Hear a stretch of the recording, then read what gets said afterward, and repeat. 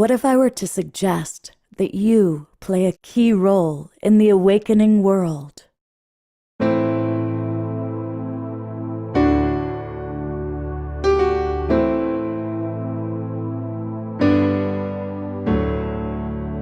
that you are watching this because you have heard the call.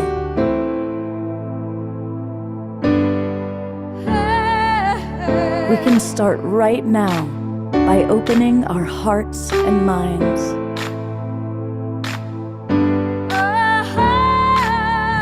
Welcome to the awakening world.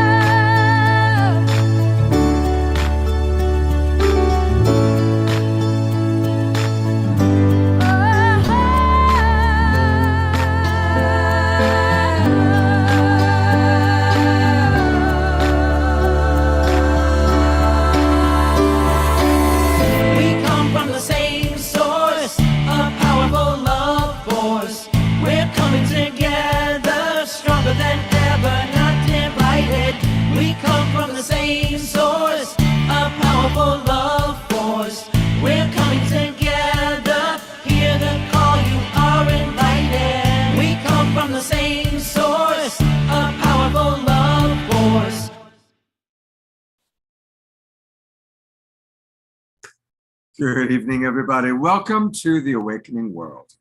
I'm your host, Scott Katamas, also known as Love Coach Scott. And this is the start of a brand new series of programs we're going to do on the Awakening World. We are celebrating unsung heroes creating the new paradigm. And I'm really delighted with our first unsung hero that you're going to meet in a few minutes. But I want to welcome everybody who's with us. First off, all of our friends here in Zoom. I see Jeffrey and Karen and Susan and Mary and too many people that I can name, but it's great to see all of you. Let us know where you are geographically. I know by now where you all are from, but Reverend Bridge doesn't know that yet, so it's kind of fun. And I also want to thank John and Summer Raymer for having us out on the Sign Network. Do you know the Sign Network gets us out to as many as 100 different Facebook groups and pages. So if you're watching on Facebook, or you might be watching on our YouTube channel or on Ellen Steinfeld's YouTube channel, I want to invite you to actually come on into our Zoom room. And it's really easy to do that. Just open up a different browser and go to globalpeacetribe.com, globalpeacetribe.com. And then what you can do is down here, see where it says register for the current season. And what will happen is you'll get the link in about 60 seconds. You'll automatically get the link to tonight's show. You'll also get the links to all of our shows. We do 3 shows every weekend, Friday night, Saturday night, and Sunday. So for example, tomorrow, we've got this Unsung Heroes program continuing on. So it's going to be a wonderful way to join us. And I am going to go right into music with our beloved brother Omashar to open our hearts, get us started. And then I'm really looking forward to introducing you to Reverend Bridge Feltus. Beloved brother Omashar. Hey, aloha and namaste to everybody. How awesome to be here tonight. And we had, I'm in Colorado, and we've had a few days of 96 degrees, and it dropped to 72 today. What happened? It's like, no, not winter already. So anyway, I'm gonna play us a warm song, and it's called The Tear That Lost Fear of the Ocean. And it kind of speaks for itself. The ocean, of course, is divine consciousness, and the tear is us. So here it is. Here it is. Press a button. And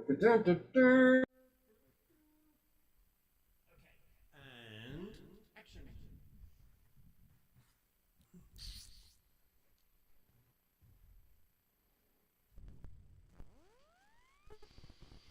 Deep breath.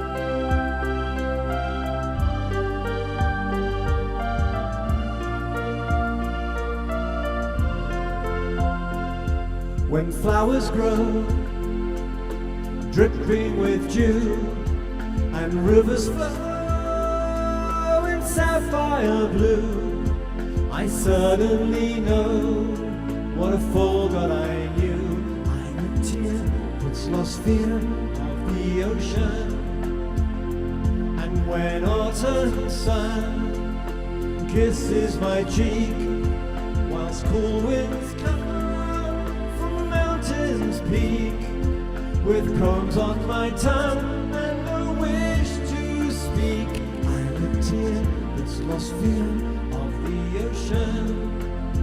I'm a tear that's lost fear of the ocean. Sweet water, when I give you my heart, I already start to feel better. My sweet water, won't you send me your love forever and ever and ever? Forever and ever and ever. Whoa,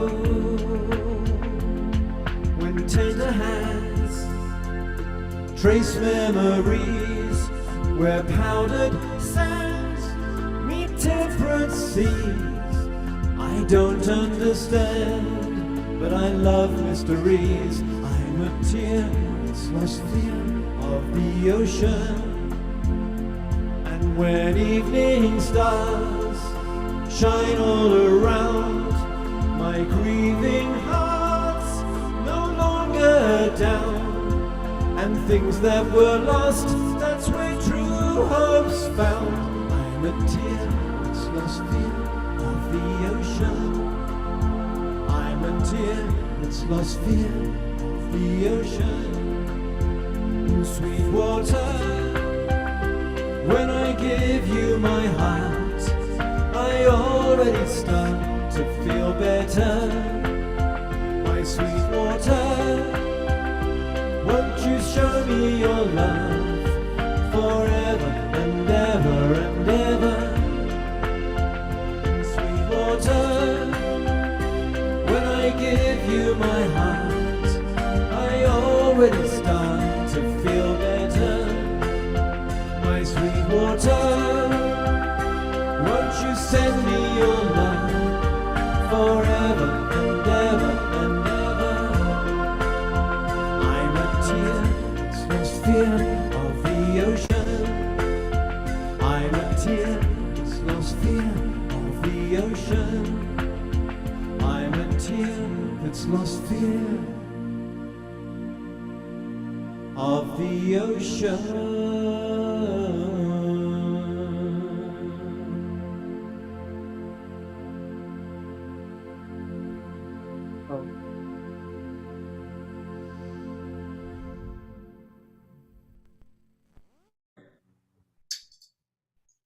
Thank you so much. You're so welcome. I'm so grateful for how every show and providing so much music. Thank you. Thank you so much. You actually, Well, you actually broke this up a little bit. is, this is the first that we're doing celebrating. You're Am I breaking up. breaking up? You're breaking up really. Yeah, I bad can there. tell that that's. So not bad, really broken. So you have to pat me on the back again. It was all broken up. Am I back? Yes, sir. All right. I think hopefully it was just because I was downloading a beautiful video about Reverend Bridge. We're good now. May have been it. Okay. So again, thank you, Omashar, for being with us every week and blessing us with your music. And this is a special night. We are kicking off this new series of celebrating unsung heroes. And the woman you're about to meet, some of you have seen her before because she's been on the show three times before. I am so impressed with how she manages teaching about very hard stuff. And she does it with love, she does it with compassion, and she does it with wisdom. And of course, I'm talking about Reverend Brig Feltus. But rather than just hearing me singing her praises. I just was downloading this video and I want to play it because it's a good introduction to the woman we're going to spend our evening with. Let's take a look.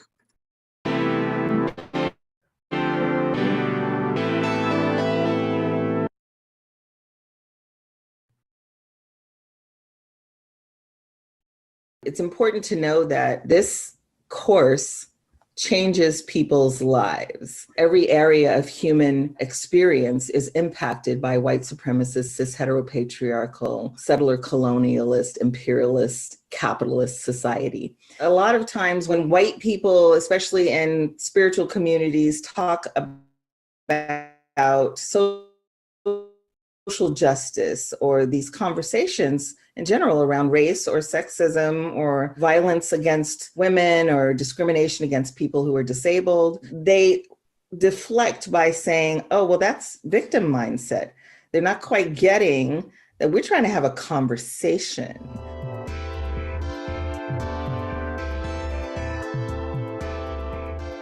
Being a part of the conversation is like right there, those words, I'm a part of the conversation. I'm with a community of people who are engaging in really hard and important topics, relevant, practical, crucial topics. And the impact of that is that my system is feeling community, it's feeling co-creation, it's feeling connection, it's feeling a sense of belonging. Belonging is really important for me. Before this class, if I saw somebody being treated differently because of their color, I felt bad, but I didn't know what to do with that.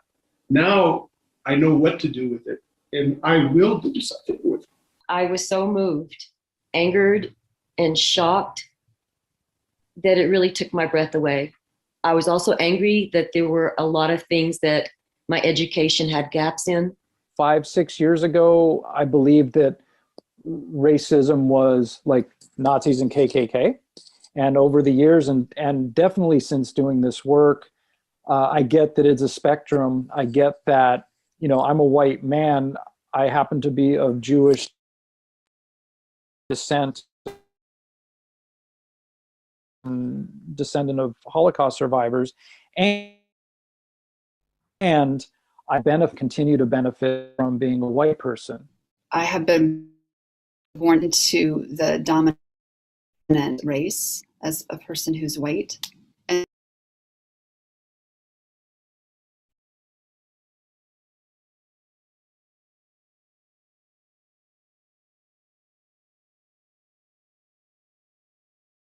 of polite racist.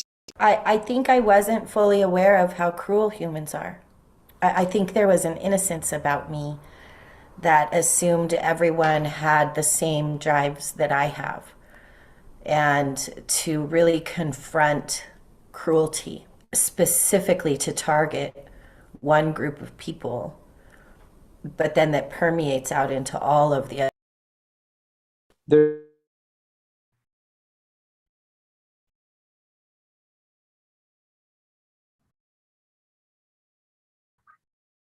is social justice work that occurs to me as performative. It's like when we talk about a lot of diversity, equity, and inclusion training, where they tell you what to say and what not to say. To the voices of the inequality and inequity, and being able to accept the necessity of those voices being heard, regardless of how angry they might be. Being able to understand that anger comes from a place and has a place, or at least needs to, in order for change to happen. I really think the coursework that she's designed, the pieces fit together in such a way that the learning, the internal learning and synchronization of different parts of yourself come together naturally. It's really a beautiful process. To connect with people on a deeper level, to have more compassion, more empathy, more love. That's definitely been a result of my participation in this course and this work. For me, it wasn't a one and done. It's something that I'll continue to unpack and unfold as long as I get to be a part of the Remember Institute. I look back, I see the me before I took this course, and I know that's still me, but so much has come into my attention. The blinders just get removed slowly but surely revealing so much more. And the impact of that is being engaged in life. What I'd say to someone who's curious about taking this course is the ideas that they have in their imagination about what they might receive or what they might be capable of doing in this course will be far exceeded by the actual capacity that they will gain from being in this course. The freedom and liberation that they will experience internally from the old conditioning that they have will give them access to a whole new set of possibilities and a whole new awareness of how to run their life going forward. I'm learning very quickly to pause and reflect on the way that I'm interacting. When I'm using this word racism or supremacist ideology, like, they can be really subtle inside of myself, right? Like, I don't consider myself and have never considered myself to be overtly racist or supremacist. That's based on what's up here in my own mind on what those are. And so really taking a step back and listening to the perspectives of people who have had experience of being oppressed by those dynamics, and then allowing those perspectives to influence the way that I'm looking at myself so that I can get real-time feedback inside of myself and not continue to perpetuate those in the relationships that I have. A result of that in real time right now is that, like, the majority of the friends that I am in like direct communication with and like sharing experience with on a day-to-day basis are people of color, and we get to talk about these things, and it feels like I'm getting to heal huge aspects of myself that I didn't even know were wounded prior to taking the course. So we're very grateful to be doing this work, and I'm proud of what we've done so far. We're 2.5 years in, and we're just going to keep building.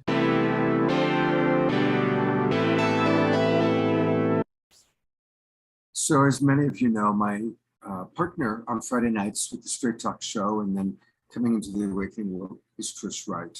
And Trish first discovered Reverend Bridge, took her course, and it completely changed Trish's life. And then by proxy has impacted me as she brought Bridge in. And I never before meeting Bridge would have thought of myself as having inherent racist thinking. Because I, like most of us, I see myself as a spiritual guy, as a good human being, as a good man. I've done lots of multicultural programming. I've done a lot of integrated stuff. I've always hired people of all color. I'm a good guy.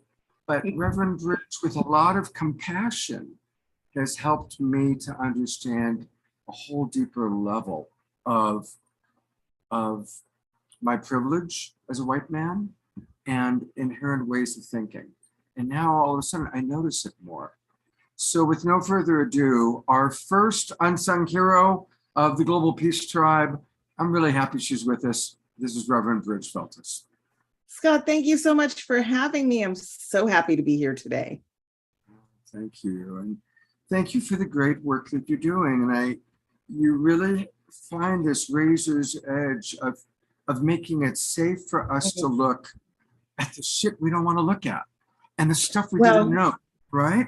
I'm glad you said it that way, because we actually don't do that. We don't at all. In fact, one of the things I remind our community of every day is that we are not putting a lot of attention on a safe space, on making a safe space. And first of all, with me as the center of that community, as its teacher, and I'm surrounded by people who are racialized as white, it is never a safe space for me. Mm-hmm. And so I have to come into it as a brave space. So that's what we foster, is brave space. Everyone shows up. We know that sometimes things are going to be said that might offend or might rub people the wrong way or might trigger some trauma or pain. And we stay in it together and we talk things through, and we actually appreciate the reflection that we are exchanging with each other. And so that first piece about safe space, I don't actually even know what that is. It really, for most people, is very subjective and means something different to each person, right? So we have, I don't know how many people we have, 20 some odd people right now on our call. And there's no way I could know what would make each of them feel unsafe. So what I would invite people to do is show up as their whole self and self-aware, and to be observant of the way that their body and their mind processes what's being said and what they're saying, so that we show up in intimacy with each other. Intimacy is not safe.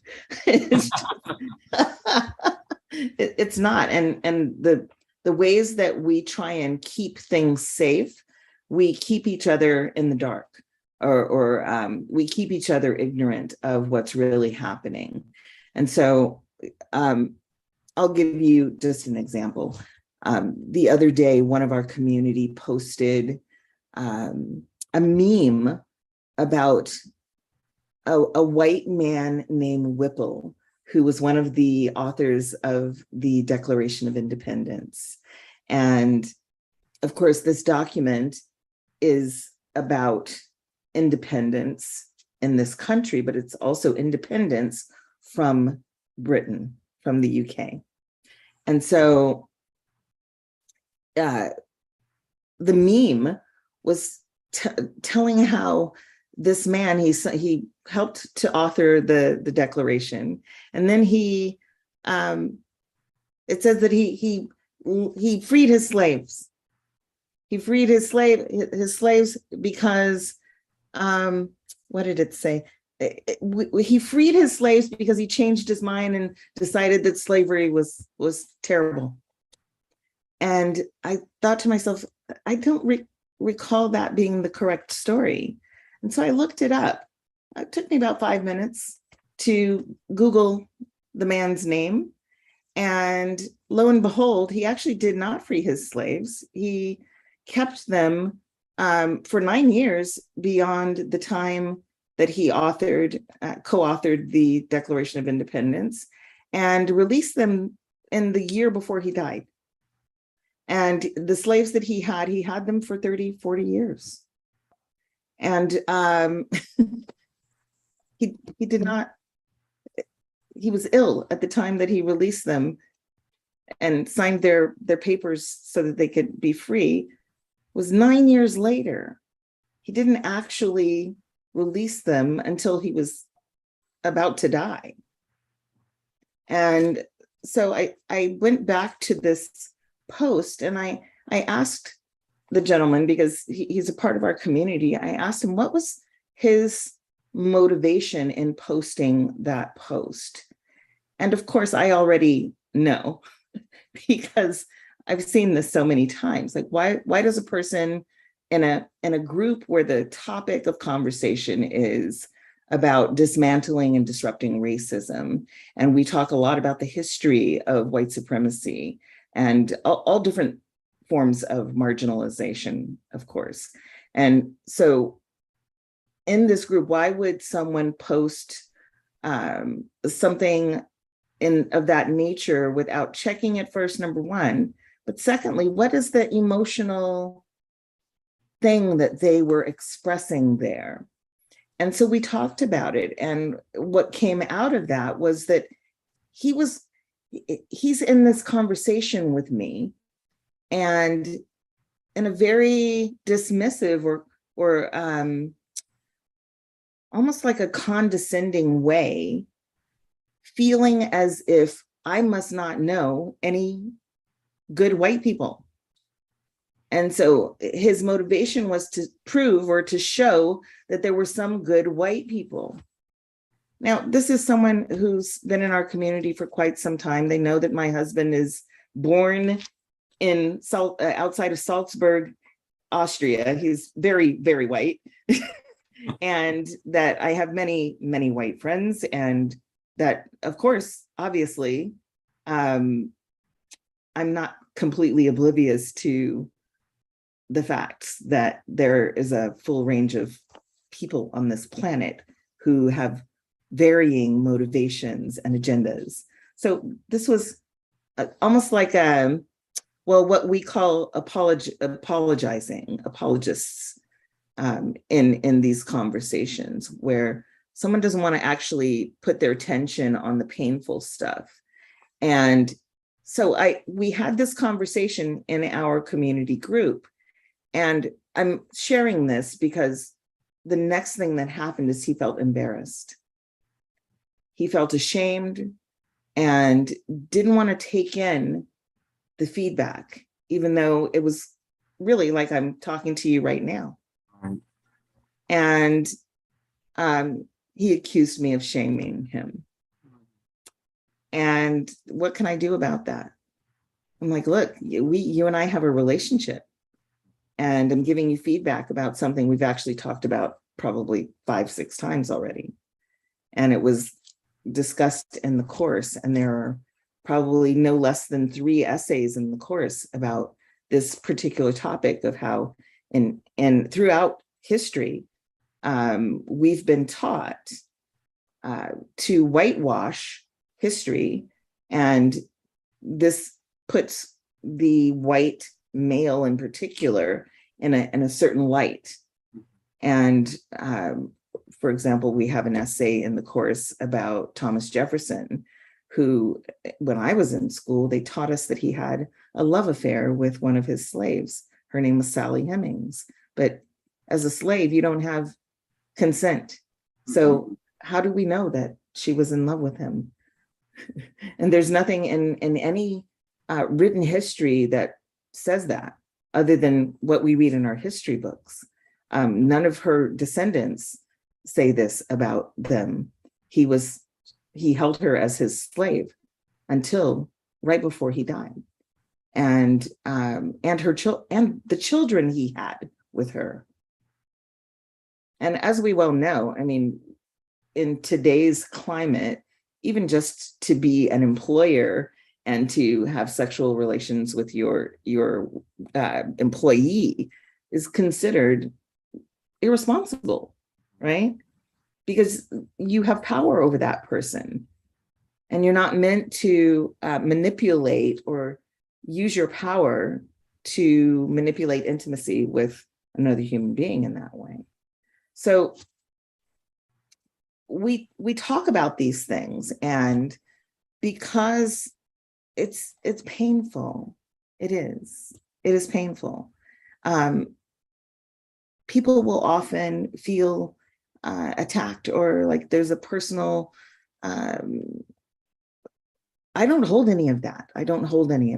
It's not necessary, actually, for me to hold people in contempt for the conditioning that they have. That would be irrational, because that doesn't fix it. It doesn't help anything. And I don't get any pleasure from that, right? So safe space, we don't do safe space. We do brave space. And that means me too. Guess what? Last year we hired a trans woman, and I couldn't get the pronouns right. For months, I would misrepresent their pronouns, and it was embarrassing. And I felt really shitty about it, because here I am, I'm teaching about inclusion and tolerance and respecting people's autonomy and sovereignty and their freedom of expression. And, we talk about trans antagonism and all of these things. I don't have any problems with trans people, but I couldn't get the pronouns right, because I have the conditioning around that. And we all have some kind of conditioning. If you're cis hetero, you have conditioning around LGBTQIA+ in your system if you live in a cis hetero society. If you live in a society that glorifies physical prowess, then people who have any kind of disability, we have conditioning. And in many cases, that conditioning has us be simply unaware.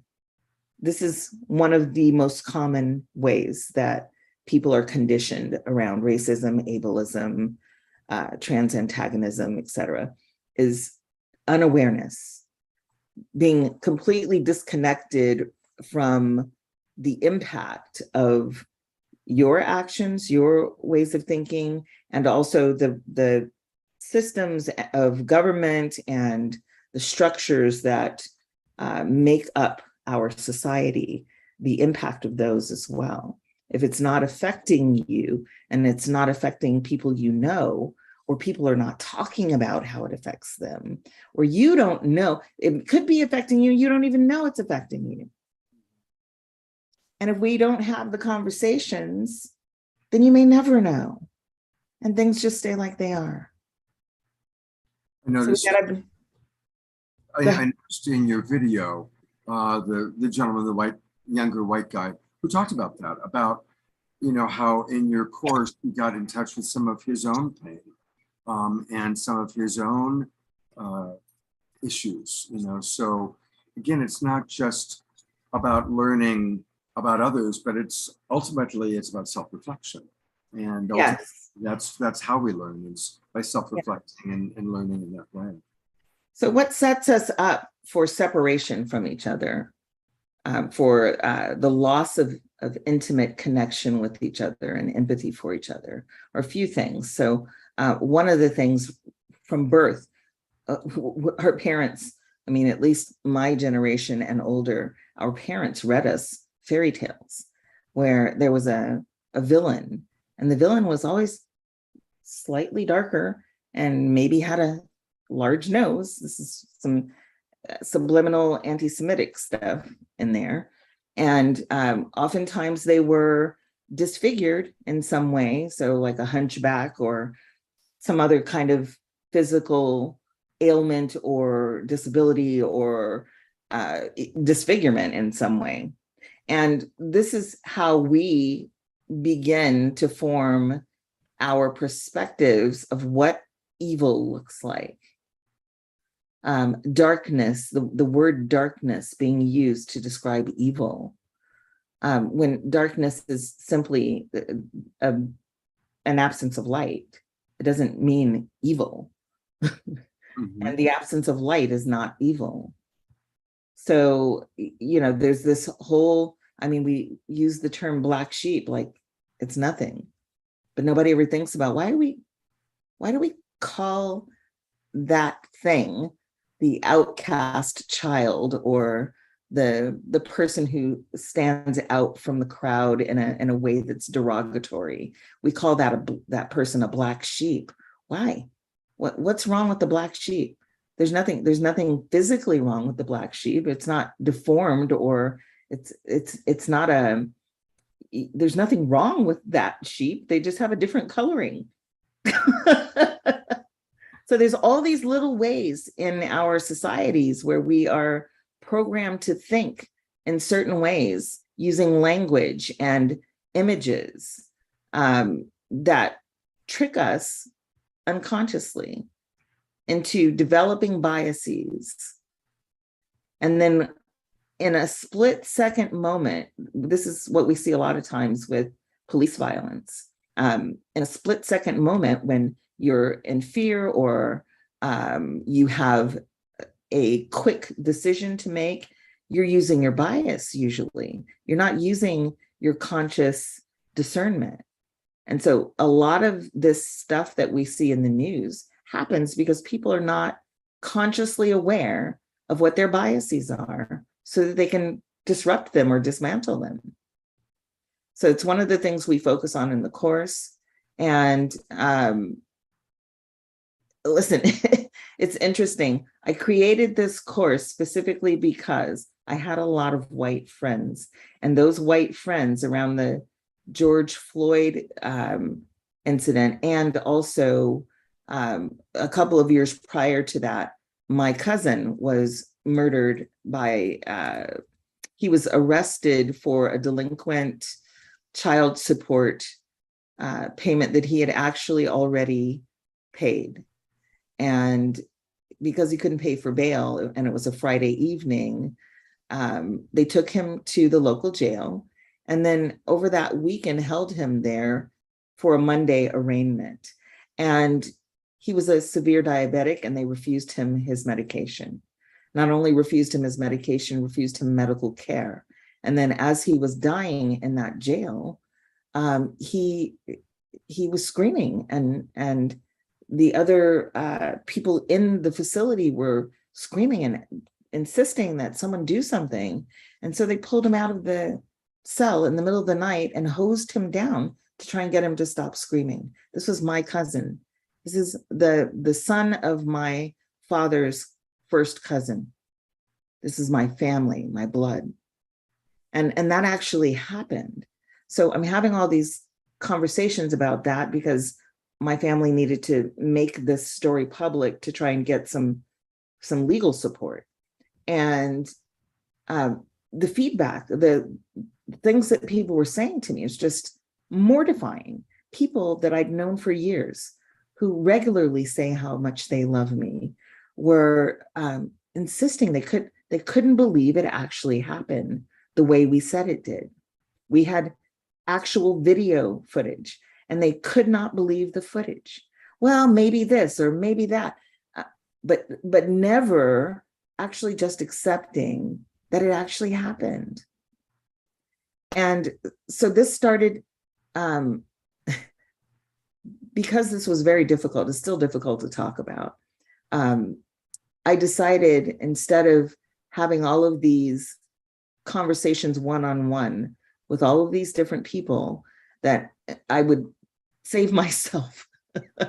And I created this course. I was already creating Remember Institute, and I just took the principles and practices that we use in other courses and in my core work and apply it to racism and sexism and ableism and all the other forms of oppression and conditioning that we have around those topics. Yeah, it has saved some relationships, and it has also ended some relationships.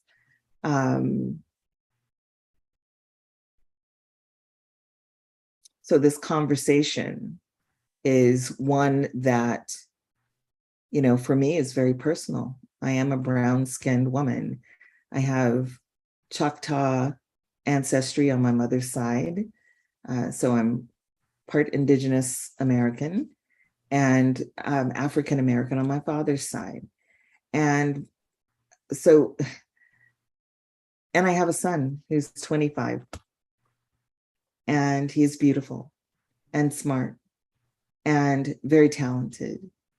And to see the ways that our society impacts my loved ones, and knowing the privilege that I have, some of it hard earned, some of it because of my proximity to whiteness, because I have a white husband. I have to use my privilege to do this work. I've had the privilege of doing a lot of spiritual work. So I've worked through a lot of my trauma and intergenerational trauma as well. And so I can be in this conversation without it taking me out completely, or without feeling strong feelings of hatred or rage. And most Black people would have a hard time with that, unless they've done a lot of work. And that work cost me a lot of money. And that money came from privilege. There were a lot of sacrifices made for me to be able to be here to have this conversation. And so I show up, and even with all of that, it is still a painful conversation. It's still every time I have it, it's still a painful conversation, because there's a human here. And this human doesn't think that I should have to explain some of these things, right? And that's in me because I'm a human being. And I have the conversation anyway. I show up anyway. I know that there's going to be things said that are insensitive. I know that there are going to be things expressed that are, well, lacking the correct or true information. I know that these things are going to happen, and I show up anyway. And so I ask people to meet me here. And I think that's the first step, right? If you see me as your sister and forget about all of the rest of it, and you know that your sister is being treated unfairly, and not just unfairly, but in ways that affect the core of her being. My mother and my sister both have hypertension, and that hypertension, we don't know where it comes from, but I would tell you that from a very young age, what Black parents tell their children is that they have to be twice as good, 3 times as smart, 4 times as ambitious, 10 times as hard a worker in order to get a fraction of the privilege that this society offers. So it's a very stressful life to live in a white supremacist society for Black people.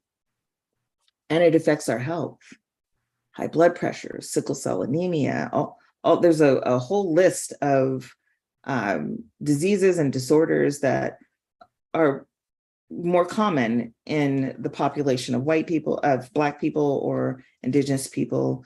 And you actually even see a difference between Black and Indigenous and people from countries in Asia, because there's this completely different dynamic happening there when people are not descendants of the Atlantic slave trade or the colonization of this country and the genocide of the native people here. If you don't descend from that, you have a different perspective of a country like America. America may be a land of opportunity from your perspective, or from your parents' perspective if they were immigrants. But consider this, if this land that we live on was occupied by millions of people before we got here, bless them. It was occupied before we got here. And then this idea of freedom and liberty for all was amplified across the globe in order to draw more worker class laborers to come here to work for the elite. And those people from all over the world wishing for a better life for themselves were willing to come to a stolen land full of the bodies of the people who lived here, and to have that freedom for themselves. And so there's no one in this land who's immigrant, who is not a participant, whether they're consciously aware of it or not. And no one wants to talk about that, because you got your everyday life, right?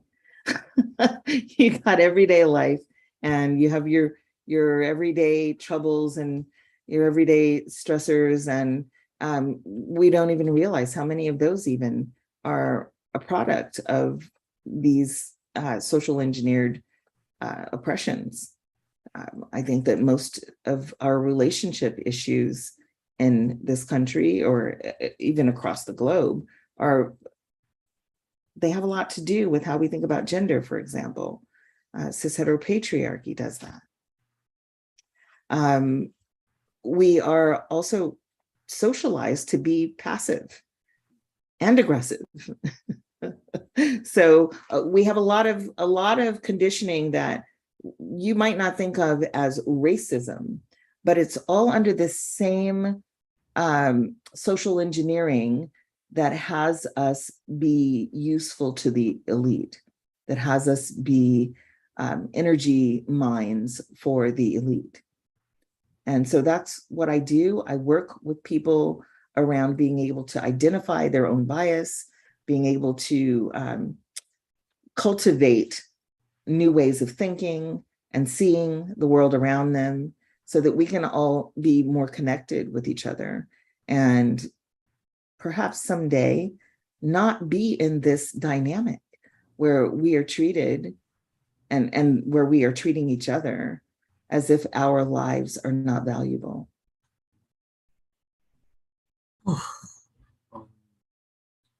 As Susan just wrote, you are truly an unsung hero. I just want to read a couple of the comments, and then there's a question for you. Krista writes, when I listen to your story, I feel it in my body and in my heart.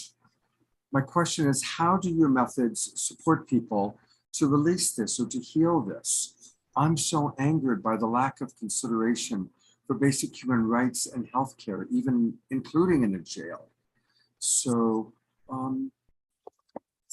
thank you for the question. It's a good question, right? I don't have all the answers, but I can tell you what I teach is a collection of practices that people can use to sort of regulate their systems so that you can be with the sensations that come up when you have these conversations or when you expose yourself to the truth of what's happening in the world.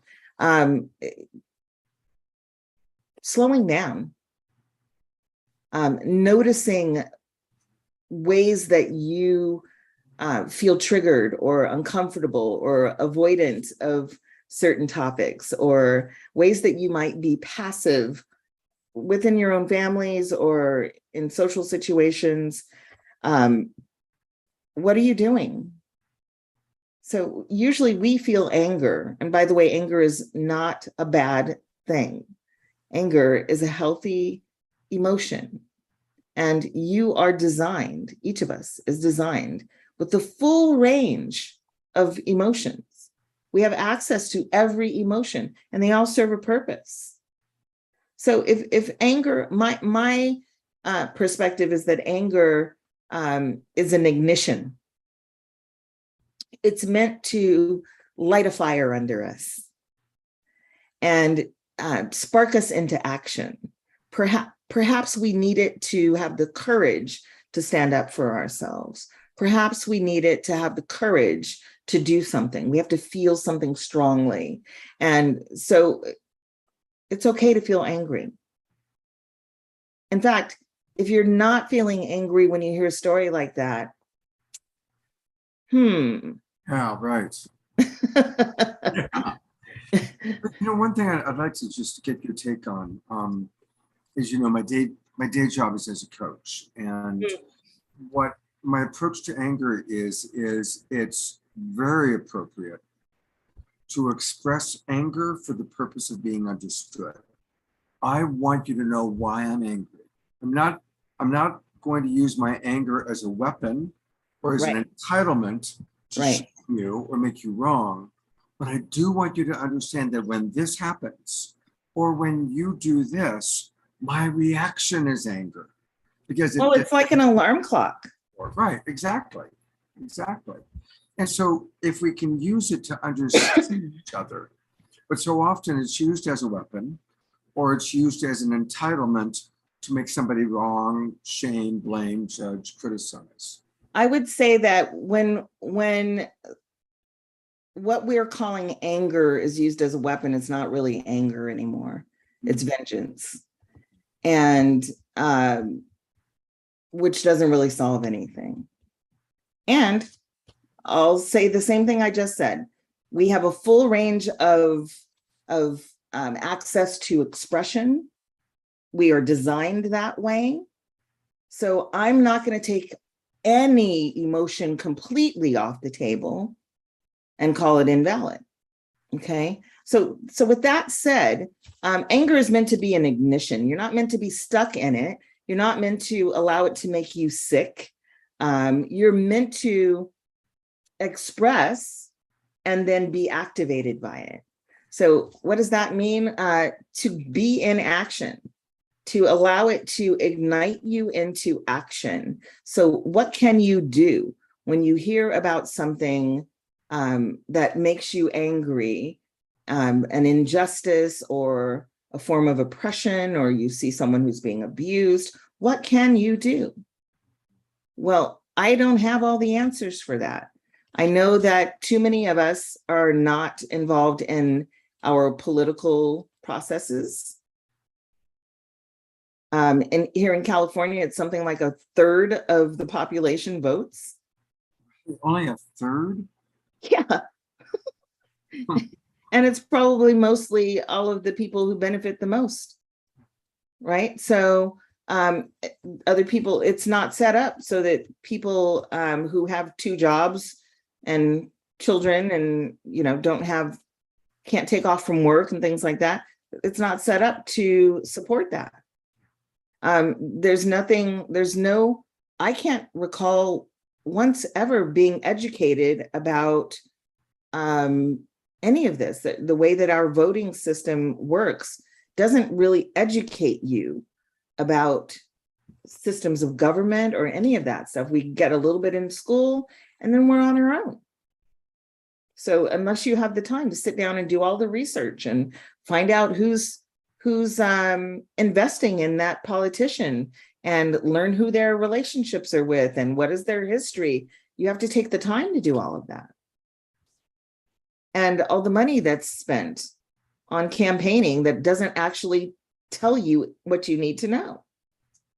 So, you know, there's lots of things that can happen. There's a lot of change that needs to happen. And it's happening. So it's not about, for me, it's not about hopelessness or that things are not going to happen if you don't do something. It's about, you know, if you're not, I feel like there's a couple of streams going in different directions here. And one stream wants to maintain the status quo, and the other stream wants change. And some of the people in that status quo stream might even consider themselves to be liberal, might even consider themselves to be righteous in some way.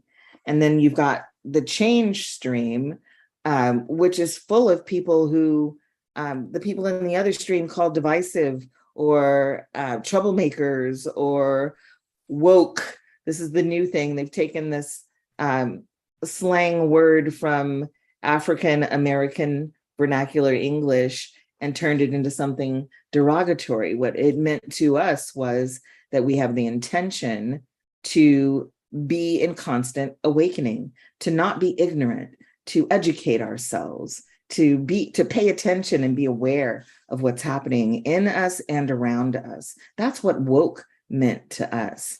And now it's been turned into something derogatory, right? We have to really pay attention to what's happening around us and not be what we think we're doing is being an innocent bystander or being neutral or a centrist or whatever you want to call it, staying out of politics, not getting involved, because if you stay out of it, then you're above it. You're not above it. You're impacted by it. We're all impacted by it. And the things that actually do happen in this country happen because somebody stands up and pushes for it to happen. That's always the case. Whether we are talking, I mean, you can look at the division right now is kind of like you've got the Trumpsters and you've got the liberals, right? And the Trump people are riled up. They're on fire. They are angry and they're activated and they're using that. But what's happening over here? All the so-called good people who are doing nothing. They're not activated. There's no motivation to do anything. There's a lot of avoidance. Like, as long as it's not happening to me and I'm safe in my safe space. But what do you think that fosters? More dissent, more separation. The last month for me has been really challenging. My mom is ill and she's got a terminal illness and we don't know how much time we have left. And it was a really hard hit to find this out. And I have these 2 friends who live in Denver, Colorado, 2 white girls. And they, when I texted them and told them this, they they texted me back in the next morning and said, we're getting plane tickets. We're on our way. Wow. Wow.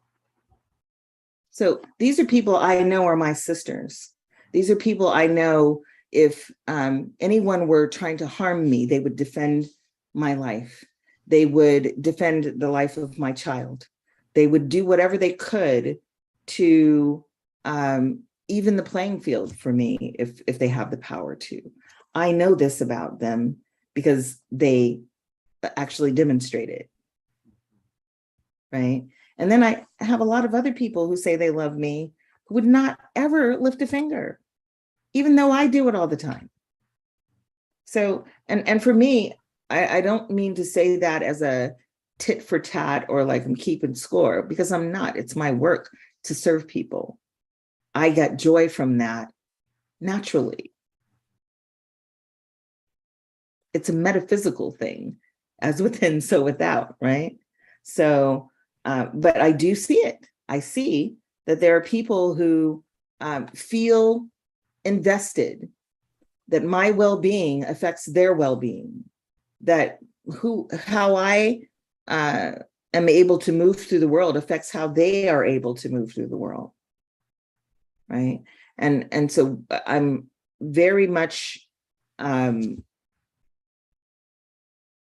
inviting people to be more discerning and to learn that discernment, because you have to learn it, which means unlearning the numbness, unlearning the averted eye, unlearning the sort of blocking out the undesirable news, and actually getting into it and understanding what's happening here. So many people right now, I know this is going to offend somebody. I'm not going to apologize. Queen Elizabeth was the longest reigning monarch of the UK. 70, was it 70 years she was? 70 years, yeah, 70 years. 70 years, 70 years. How many nations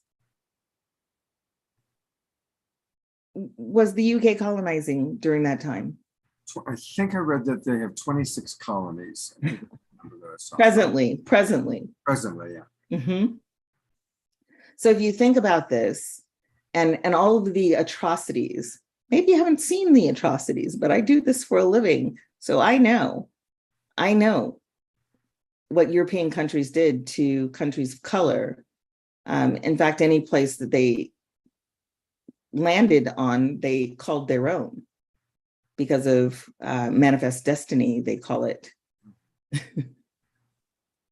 So, and we're not just talking about taking a land. America had millions of people living here. There were huge cities of people living here. There were actually already African people here living free amongst the natives. So this idea that romanticizes the royal family, this whole fairy tale around queendom and kingdom and princes and princesses. What is this? And how quickly we watch the masses go into nostalgia mode. And I'm not afraid of death. So I don't fear death. I don't feel emotional about death. If it were someone that I am close to, I'm going to feel the loss of that person. Yes, I feel my mom's not even gone yet, and I feel it coming. Yeah, you know, and at the same time, death is what it is. It happens to all of us. And when we venerate someone, are we venerating them because of a fantasy, or are we venerating them because they actually did something in the world that was profoundly great? And does their great stuff outweigh the evil that they do? And if not, can we just be mindful of how much we fawn over people just because they are celebrity, because they are famous, because they hold this fantasy of imperialism that says that that one family is better than the millions of people who labored for their wealth over 7 decades and beyond that. It was her great grandfather nations. And there are only 5 nations on the entire planet that have not been colonized by European nations. Only 5. 5, yes. Wow. Yeah. That's a statistic I did not know. Yeah, so when we talk about first world countries and third world countries, do we not see a pattern there? Can you think of one white third world country? If there are any, I don't know them. There are some that you might consider white, but white European people don't consider white, right? So what are we facing? What are we willing to talk about? I think that's a good start, is just having the courage to have the conversation in a way that's vulnerable, and to understand that people of color probably aren't going to trust you without an established relationship. Many of them will be polite and friendly, but to say that they trust you with intimacy and trust that you're going to have their back, or that you would defend their honor, is a whole other thing. So we need these conversations. We need to have them. And those of us who are doing the work on ourselves, on this side of things, and are showing up for the conversation, we need you to show up. We need people to show up.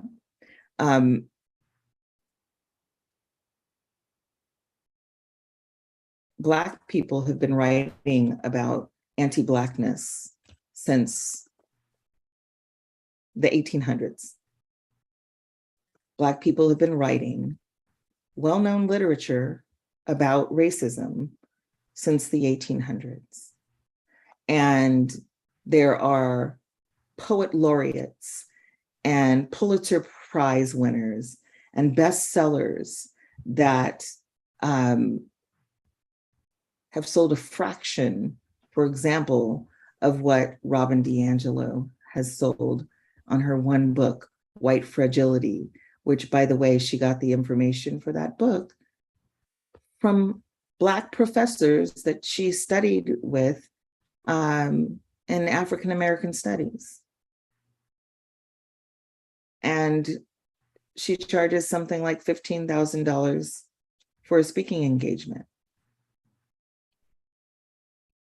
And she's very successful, not because she's saying something new, because she's saying something from a white face. She's Right. saying the same things that I say, or that James Baldwin said, or that Langston Hughes said, and all of these scholars and poets and writers that have been around for centuries. Give them your audience. Don't be afraid to hear it from our own mouths. That's intimacy. I'm so enjoying all that you're sharing, and I'm actually going to make strategic decision. I'm going to stay continuing with you, and I think we'll briefly talk a little bit about Shariff, but I'm going to make that just a whole other show, because you're with us now, and there's so much that I'm appreciating. And I also want to acknowledge some of the conversation going on in the chat box. There's been a lot of conversation about learning to manage our anger, and those of us that are uncomfortable with our anger, or learning how to come to terms with our anger. You know, the idea that anger isn't spiritual, but you know how to work with it. Right? Anger is extremely spiritual. It's you know, any movement is spiritual. Any movement is spiritual. You know, I believe that just about every dysregulation and disorder that humanity in the Western world suffers from is related to this collection of social engineering, cis heteropatriarchy, white supremacy, and ableism, and capitalism, and imperialism. I believe this. And if we would actually educate ourselves about these things, then we begin to be a little more gullible. We're less easy to exploit. We become more liberated in our expression, so we can express what we feel and do it without trying to manipulate the other person.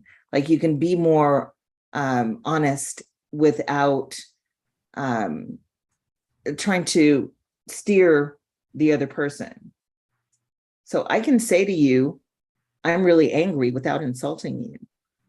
I can say that thing you said really ticks me off. Mm-hmm. And I frankly don't want to talk to you right now, but I'm going to stay here as long as you're willing to hear me out about why that bothered me.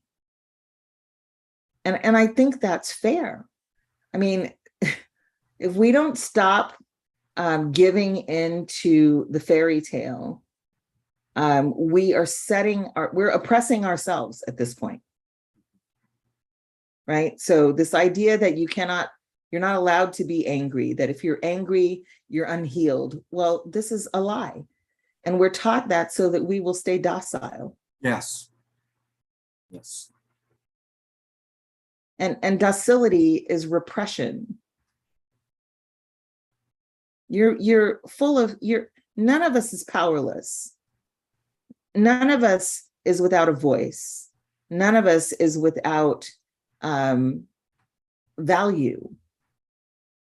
But we're taught to be small, to be quiet, to stay out of things that we've been told are not our business, that we should not think it's important to participate in our society in a healthy way. We don't even just trust that this invisible company that made this product that you're putting on your body, just trust them. You don't know who they are. You don't know where the products come from. Like this food that we're eating, we don't know what's in it. We don't know what they're doing to it. We're just trusting. I mean, it's literally a part of everything that we do, every breath we take, the water we drink. We don't know what is happening around us and what we're putting in ourselves mentally, physically, and spiritually. So yes, anger is healthy. No emotion is meant to stay in your body. It's meant to be emoted. The word mote is in there, which is movement. It's meant to move. Right? And so yeah, expressing your emotions is important. And also getting really good at discerning the difference between the emotion and the facts. Yes. noticed that George in the chat box talked about Marshall Rosenberg, and Mhm. Marshall was my mentor. I traveled with him. We stayed in hotels together. I got to know him very, very, very well. And he certainly has been the most significant influence in my life. And he talked a lot about that. I mean, that's a big part of nonviolent communication, which I know you're very familiar with. Mhm. To differentiate between observations and, you know, what our feelings are and our thought, you know, differentiate between our thoughts and our feelings. A couple of things. I want to read a couple of comments that have come in, and then I do have a couple of areas I'd like to go with you. Karen Eisenberg writes, thank you, Reverend Bridge, for all you are doing to wake everyone up to these truths. I will do all I can whenever and wherever. I'm thinking of starting locally in my community first. Yes. Many are sheeples following those in power, as if they don't know how to think, research, and discern for themselves. And a lot of people have commented, but I think Karen's comments reflect a lot of what's happening for some of our audience right now. I don't think a lot of white people realize that they are actually oppressed too, until someone calls them racist and or privileged. And then all of a sudden they can list all of the ways that they feel oppressed, but they're not doing anything about it. We have to do something about it. There are millions of us, and there are thousands benefiting from us. So it's not about lack of power. In fact, it is our power that is being mined. It is our power. That's why all these years, America has had this whole American Dream PR campaign that draws people here from everywhere with the promise of a better life. And a lot of people do have better lives here. And that keeps people coming, right? Well, that's changing now, because it wasn't actually as simple as it was portrayed by this country.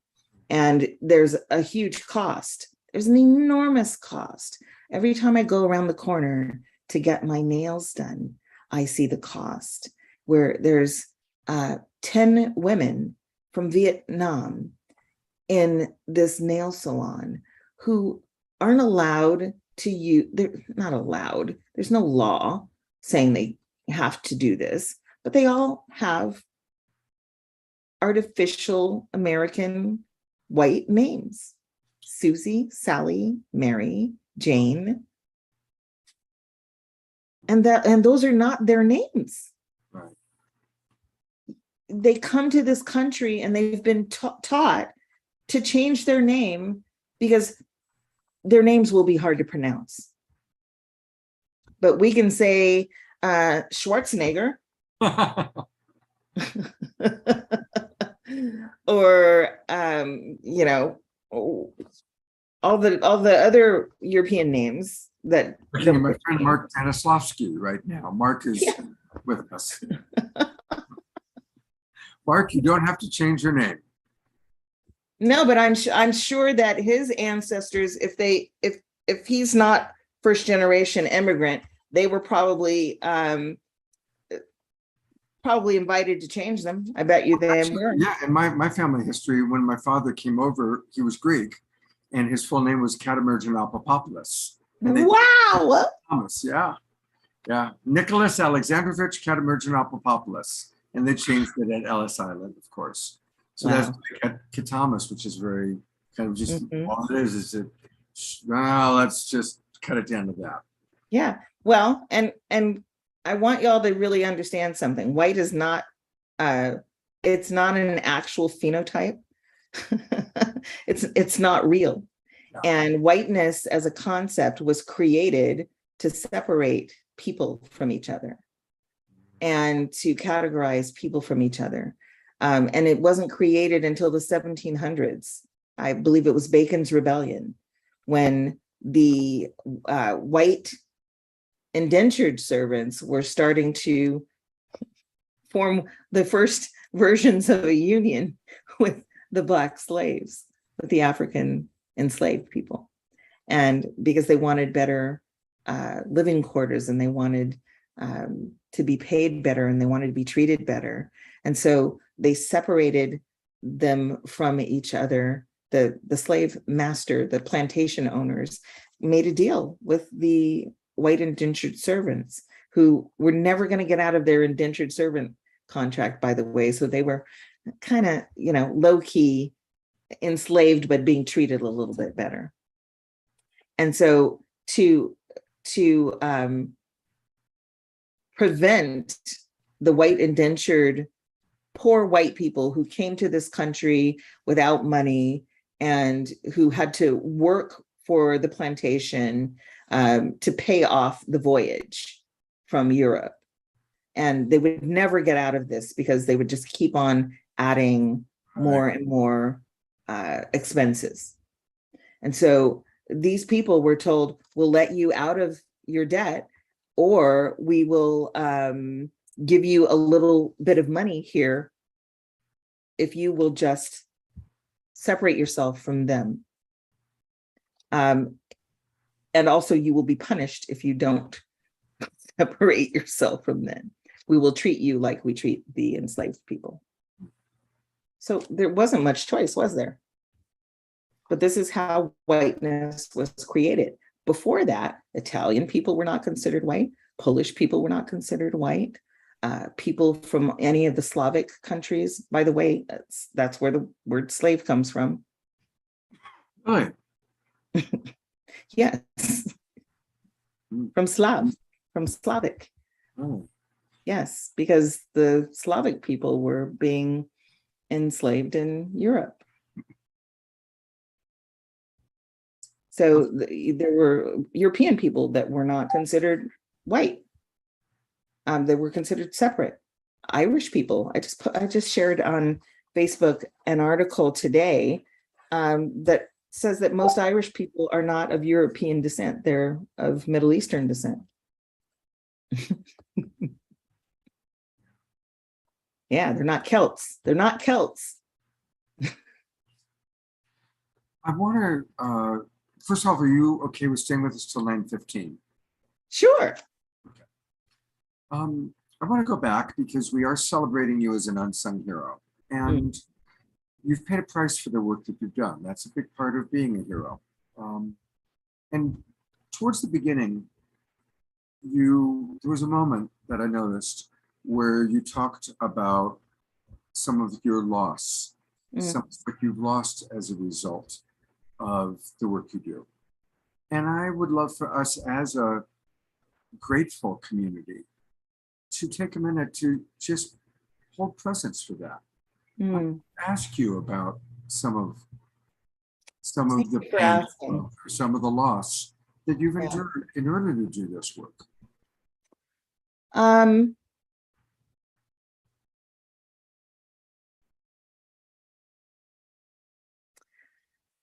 Whew.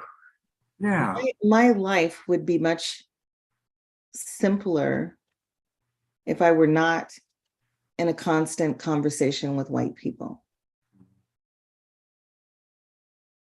Black people who are traumatized would trust me more if I were not in this conversation with white people.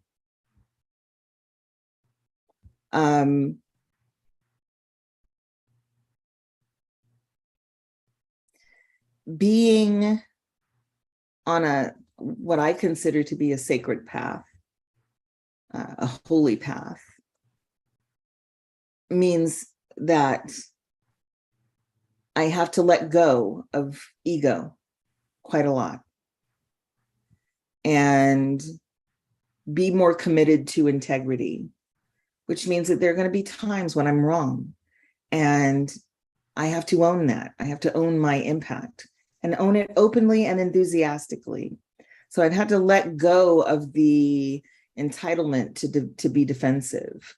I've had to let go of people who don't want to have this conversation, people who would have otherwise said that they loved me, who, when I created this course and invited them to take it, blocked me and have never spoken to me again. Wow. Yeah, that's happened.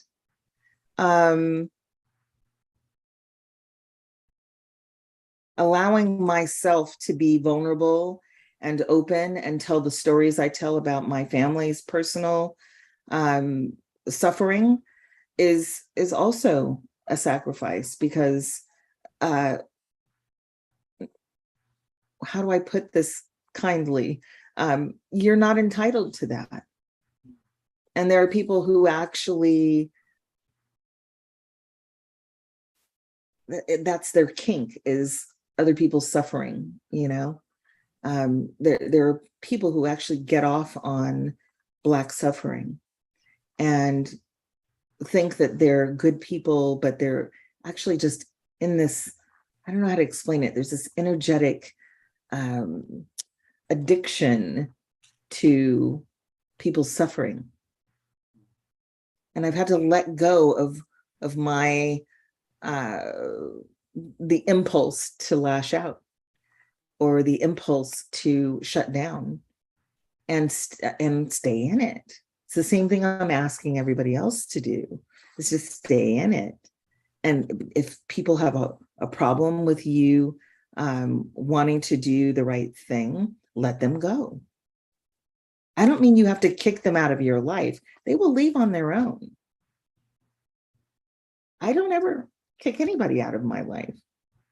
But there have been people who were not okay with me being committed to this work, and I had to let them go. Other things that, for me, because I'm very results oriented, I very much want to see change happen in my lifetime. And it doesn't have to be complete, obviously, but I want to experience the impact of my work. And so I have to be very committed to my integrity. And when you're very committed to your integrity, it is, well, I'm also running a business. Mm-hmm. And I'm in a capitalist society. And the ways that you become successful are not always in alignment with my integrity. So I'm not getting rich. This show is about unsung heroes. I don't consider myself a hero, but I'm definitely falling into the unsung category. And it's not because I'm not talented or engaging or magnifying or magnetizing. I'm all of those things. But I'm not willing to do certain things. Like, I don't work with big corporations unless the actual owners of the corporation and their executives are willing to take the course just like everybody else. I don't go and do 2-hour seminars or talks at companies, even though I could make a lot of money that way. I don't do it because I know they're not actually about change. They're about performance. A lot of these companies do this so that they can use it for marketing to say, look, we're an inclusive company, or we're into, equality or equity for all. And they're not really. We saw a great example of this was when the 2 Black men were arrested in Starbucks. And this all happened because Starbucks, that location, had a rule about people hanging out and not buying anything. And so they called the police on these 2 guys who were they had a meeting, and they were waiting for one other person before they started their meeting. And then they were going to order something to drink, but they were just waiting for their other person. They called the police on them, and they were arrested and taken to the local jail. These are businessmen. Jeez. And they'd done nothing wrong. And the story unfolds that they created this rule that people can't hang out in the Starbucks because there were homeless people on the street who were coming in for shelter and hanging out in the bathrooms and shooting up in the bathrooms or whatever. And they were trying to keep those people out. Think about that. You know, this is. I want to remind you that the full title is Unsung Heroes Who Are Creating the New Paradigm. And I'm going to let you get away with not owning that. Okay? Because you truly are. You are helping to create the new paradigm. And what's this show about? It's called The Awakening Earth. And it is all connected. Economic justice is essential if we truly are going to have a new world, if we are going to have a new paradigm, if we are going to have, and it's all connected. Climate change is completely connected to social and racial and economic justice. It's absolutely part of the whole package. Well, the same people who colonize also created the corporations that are ruining the planet. Right. it's part of that dominion over everything. A long time ago, there was a documentary that came out that really helped me to understand. It was called The Corporation. And it basically establishes that a corporate structure, the way corporations are built, they're completely sociopathic. A corporation imperialism, is a sociopathic entity. It is absolutely pathological. It has no care about 7 generations forward or back. Well, all you got to do is do the math. Yeah. Like, how much money does the owner of the company make versus how much actual physical energy do they have to put into that product? And how much do the people who are making minimum wage? I mean, this conversation right now about raising the minimum wage to $15, I don't actually know how anyone could make $15 an hour and work 40-hour work week and survive on that. I don't know how that's working, especially in bigger cities.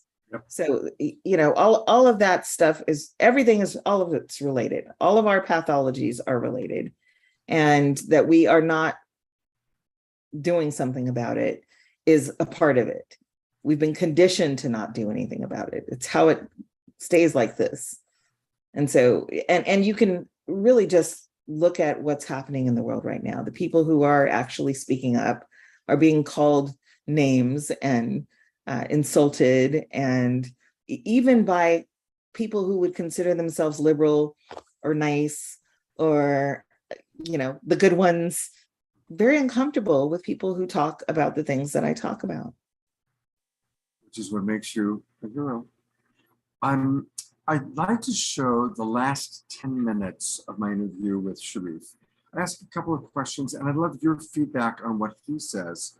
Once before I had you and he on the show together, and I know you both have you have a very common, similar view. So I did want to have a little bit of Shariff here. So let's do that, and then we're going to take a look at what you're doing in your course. Awesome. We're almost out of time, and I have one last thought and question for you. It's interesting that you chose Anwar Sadat, because he was later assassinated for that very action that you described. Yeah. And so as we talk about becoming a colony, as we talk about this, are we willing to even give up our life to see the big picture, to the degree that we're even willing to give up our life, whether it's, you know, figurative or even literal? Mm-hmm. And it seems that the only way that that can happen is when one reaches a state of oneness, where we realize I am not just this body, I am part of something far greater than this body. I am part, you know, and that's how people make sacrifice. That's how people make sacrifice and feel good about it. Yep. Any thoughts about how we can embrace, attain that state of oneness to the degree that we're willing to let go of our egoic desires, our personality desires, and truly shift to colony thinking? Mm-hmm. Yes, and in a way, I wish I had started with that instead of ending with that, because what I want to share with you is, and I'll try to do this in a few minutes. What I want to share with you is my lineage, the people I call my lineage, the people that their life and their life story fills me, gives me the strength to keep going. Gandhi is one of those people, and I remember how he said, "You may take my life, but you will not get my obedience." Mhm. Yeah, go ahead and kill me. You'll have my dead body, but not my obedience. Another person in my lineage is Martin Luther King. And really, unfortunately, and it's one of the things I'm sad about, was that when King was alive, he wasn't. I was critical of him. I saw nonviolence as weakness, Mhm.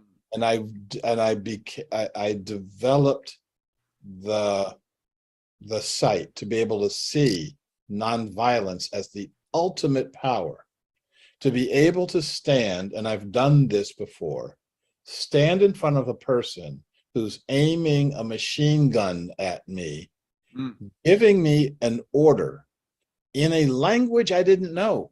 I had no idea what he was saying. Yeah, I didn't know whether they were saying stand up or sit down.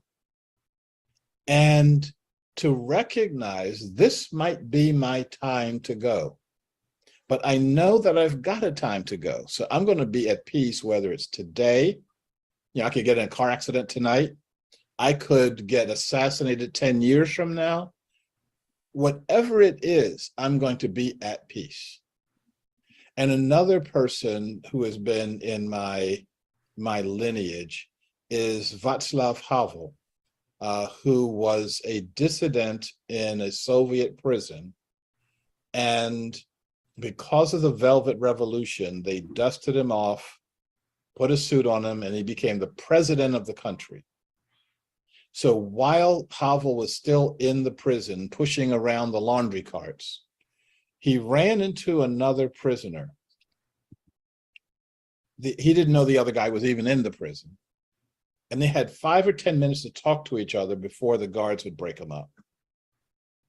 So what would you and I talk about when we're in a prison for our beliefs?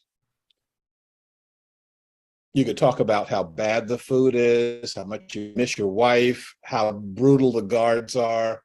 You could focus on all the negatives. For 5 minutes, Havel and this other guy focused on the nature of the society they would create when they got out. Havel was taken out and was made the president. The other guy was taken out and made the foreign secretary. So we can build that society right now, or we can waste all of our time looking at all of the problems, looking at Donald Trump, looking at things that will produce nothing that you actually want. And then my final part of my lineage, my final hero is Nelson Mandela. And to the idea of enduring the pain, the separation, 28 years in solitary confinement, not seeing another human being except the guards that are brutalizing you, and getting out of there and smiling. Okay. There's a story that when Mandela was president, there's a restaurant he liked eating at. And so he'd go to the restaurant and everybody, oh, Mandela, Mandela. And he'd get his food and he's sitting with his security guards. There's a white guy in the restaurant. And Mandela told his security guard to go over and ask that white guy to sit at his table and eat. So he sat down at the table, and you could and you could tell the guy was really anxious and upset. And they all they ate their food. They weren't talking. And they paid for it, paid for his, and said goodbye. And his security guard said, well, what was that about? And he said, this guy, the guy that he just ate dinner with, was one of the guards at Robben Island, and one of the guards that beat him and brutalized him. And after this one time that he was beaten, he said he was so thirsty. He said, I need a drink of water, just a cup of water. And so the guy urinated on him. Now, you're the president of the country. You can do anything you want. He could have sent his security folks over and say, arrest that guy for something, and we'll figure it out later. And that'll be his punishment. But if he had punished him, that punishment would have damaged Mandela's heart. And because of that, he was able to liberate his own heart. Whether the guy got it or not didn't matter. This was an exercise in his heart. So the 4 guys that put me in the hospital, the 4 police officers that put me in the hospital, I had to let them go. And once I let them go, my heart expands. I don't know what happened to their hearts, okay? But the bottom line is mine expanded and needs all the expansion it can get. And so the challenge is, can all of us do that? Can all of us do that expansion in a society that actually celebrates your pain? Can we celebrate our liberation from pain, from suffering? And I think that becomes our challenge. Well, thank you as always for beautiful stories, powerful insights, and for painting a picture of a positive future for our world. And that's why I think, we call it the awakening world, and you describe the steps necessary for us to create that awakening world with eloquence and inspiration. Thank you so much, Shariff. And again, I will take people to your website, Commonwealth, and we'll take a look at the new book and all that you are doing. Thank you so much, my friend. Thank you. And it's been my pleasure. It's been my heart opening to do this. And we'll chat some more. We'll do it again. Absolutely. Powerful stories, huh? Yes. So you're putting me on the spot right now, Scott. You're putting me on the spot. And I'm just going to stay in the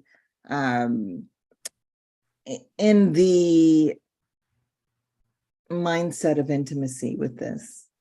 First of all,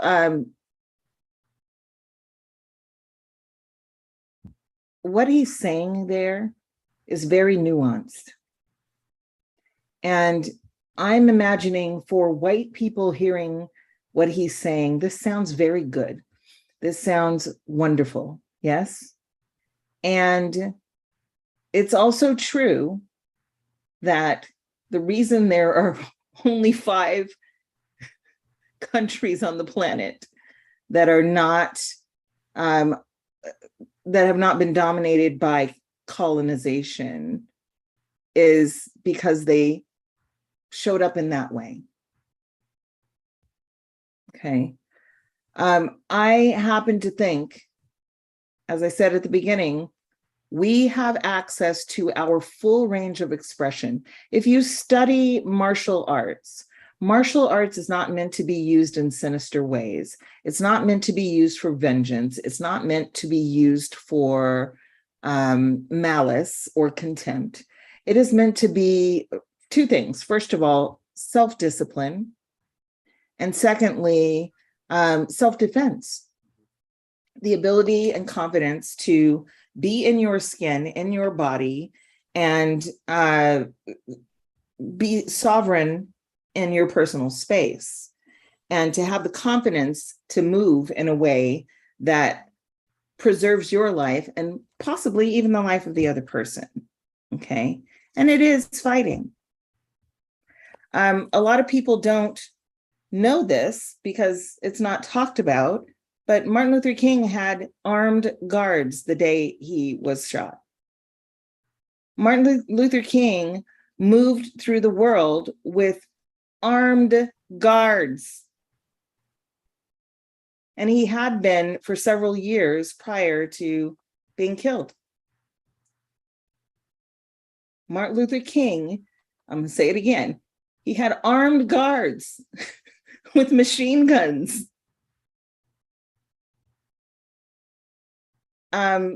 So this idea that nonviolence is nonviolent is not really completely true, is it? It's from an individual place of preservation, however, I can preserve my peace, preserve my righteousness, and defend myself at the same time. Well, Marshall Rosenberg calls that the protective use of force. Yeah. And so it is important to recognize that it's not get slapped, turn the other cheek, and get slapped again. That right. There does need, we know where that comes from. Exactly. No, it's about there is the protective use of force. And yeah, I just think I'm trying to, really think of myself as not separate from the rest of the animal kingdom. I want to think of myself as a part of nature, and all beings in nature have forms of self-defense. And we have been trained to not defend ourselves. And this nuanced thing that he's describing, I think we have to be careful about the context in which we talk about it. Because from a place of being healed, of doing some significant, substantial amount of personal development and spiritual work, that's awesome. Like I can sit in the middle of a storm and be at peace and not be compromised internally. But that is not you cannot bypass. You're also still in your body. You're also a human being in a body, and you have a life that's worth something. And this idea that the spiritual and the physical and the mental are separate things is a miseducation. Spirit is in everything. So your life is spiritual. Your body is spiritual. A tree is spiritual. The wind is spiritual. And my concept of God is that God is the accumulative sum of everything. So everything is holy. Everything is sacred. And when we are numbed out or repressed to the extent that we do not defend our own life, we're in trouble. And if you have no, listen, the Native Americans were not expecting what came upon them. And so when the Europeans arrived, they welcomed them in. Do you know about that famous letter that Columbus wrote after, where he talks about how beautiful they are, how generous they are, and then closes by saying it will be very easy to subjugate and enslave these people because they're so, it's like the most heartbreaking. Yeah. thing. So as romantic as the idea of nonviolence is, and as much as I am a believer in nonviolence, I am not in any way deluded to think that it is the only solution or even half of the solution. We have to be dynamic and be able to discern what's appropriate in each situation. Every situation does not require violence. And because we are desperate and we don't even know we're desperate. we're starving for correction, and we don't even know we're starving for it. When something gets triggered, there's immediately violence because we're so oppressed, emotionally, spiritually, and physically.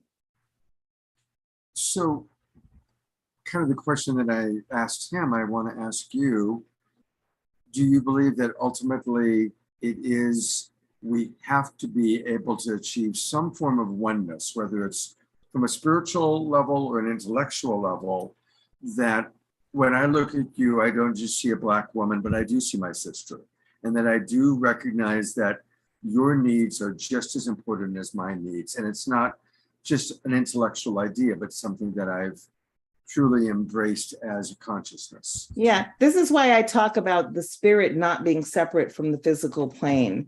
Everything is one. We are taught to visualize in our minds these different planes of existence as separate, but they are not. In metaphysics, we actually learn about how everything is one. So even consciousness is one with everything. So I use semantics a little bit differently. I use words a little differently. When I talk about love, for example, I speak of the state of being that is love. And what I believe that to be is that love is the oneness, right? And when we feel love towards another person, what we're feeling is present to that oneness. We are experience the oneness, which usually means that we've somehow stripped away a bunch of stuff that's in the way of us experiencing that with each other, like differences.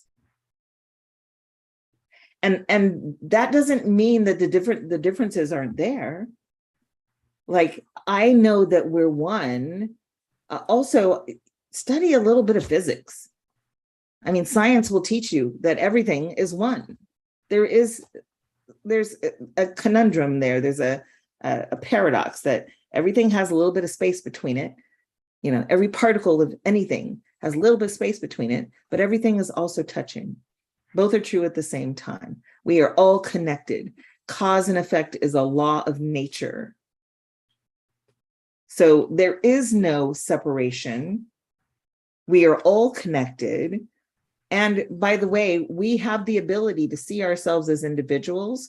That is a part of our mental construct, our mental design, that we're able to see patterns, that I can tell the difference between my desk and the computer is the cognitive ability to see a pattern, a shape, right? And so we have that ability to distinguish between you and me, but we also have the ability to consider ourselves as one. But we've been taught in this society to focus on the separation between us, which completely removes us from consciousness. When something happens to another person on the other side of the country, and it's allowed to happen, and there are no consequences for it, and it's not treated as if it were wrong, it's going to continue, and eventually it's going to come in your neighborhood. Growing up, I grew up in the 60s and the 70s, 60s and 70s. And so my generation of Black kids were always taught that, you know, in order to overcome oppression in an oppressive society, you have to be a model citizen. You have to be extremely successful. You have to make a lot of money. You have to gain respect by being super civilized, like the European folks are civilized, and you have to wear your hair neat and not be an artist, and you cannot dissent anything, and you have to be well behaved and never, you know, all of this stuff, right? Well, what's left of me after all of that? So how do I show up in the world and connect with you when we're both brainwashed to think of ourselves as individuals for the purpose of serving the elite and of being disposable. Our individualism makes us disposable. It makes us fungible. If we consider ourselves one, we understand something very clear. If there is a disrespect of life, if there is a paradigm, a way of thinking, a belief that it's okay to harm or marginalize or disenfranchise or discriminate against one group of people, then there is an overall paradigm that that sort of container is acceptable. What that means is it could happen to any of us because there's no scientific chemical thing happening there. It's a construct. So, for example, if you believe that, let's say you lie to me, okay, and because I'm sensitive about being lied to, I decide from that day forward I'm not going to trust another man ever again because men are liars because you lied to me, right? So I will go through the world with that as a paradigm in my head. Let's say, and my psyche will create situations to reinforce that. Right, to collect evidence to support that painful belief. Right. And as well, let's flip the coin over. If I steal from people, I'm constantly going to be thinking that I'm going to be stolen from. If I am the liar, I have created a paradigm in my head that lying is an acceptable behavior, then I've got to imagine that everybody else is lying to me. We're not separate. It is scientifically not true. We have limbic systems that on the mental plane, we're connected even. It's why if someone sings a sad song, you can feel the emotion of it. Or if you're intimate with someone and they're expressing something deeply intimate, you can feel, I mean, physically you feel it. You might have tightness in your chest or goosebumps or the hairs on the back of your neck raise. We are not separate. Pheromones. We've discovered that pheromones talk to each other. When people are creation age, if they are a good DNA genetic match to make a healthy baby, the pheromones say, hey, let's make a baby. And that's what we call sexual chemistry. Yes. There's so many levels. I want to share one thing. You may know this one, but I want to share it. And then we got to wrap up the show. About one of the most ancient sacred texts that has survived, that's not sitting in the basement of the Vatican somewhere, are the Vedic scriptures written in Sanskrit about 7,000 years ago. And in the Vedic scriptures, God is called Brahman, and there are 26 principles assigned to Brahman. Fast forward 7,000 years to today, and of course our most modern science is quantum physics, which I know you're very familiar with. And in quantum physics, we've proven scientifically that we're living in a unified field of ever-changing molecules. Yes. Guess what? They have scientifically determined that there are 26 principles of the unified field. 26 principles perfectly correlate with the 26 definitions of Brahman, which means that our most ancient spiritual wisdom and our most modern science are saying the exact. Well, this is exactly why I became a metaphysician. I at some point about 14 years ago, I had some very chronic back pain, and the thing that improved that for me was this machine called a TENS machine, and it's vibration. Basically, it's administering frequencies into the muscles in my back. And within weeks, I had no more pain after years of chronic pain. And So I started to study, what is this frequency stuff about? And then I found that this technology was used in ancient Egypt long before anybody knew how to create electronical things that Right. that we're using now for that kind of stuff. And that the Gregorian chants were tuned to these frequencies that are now being used to repair DNA. And yeah, and that at some point in, well, I'm not going to lie right now, I can't remember what year it was. There was a king in England who decided that he no longer wanted the masses, the common folk, to have access to this frequency stuff. And so they changed the tuning of the Gregorian chants. Those chants were based on what's called the solfeggio.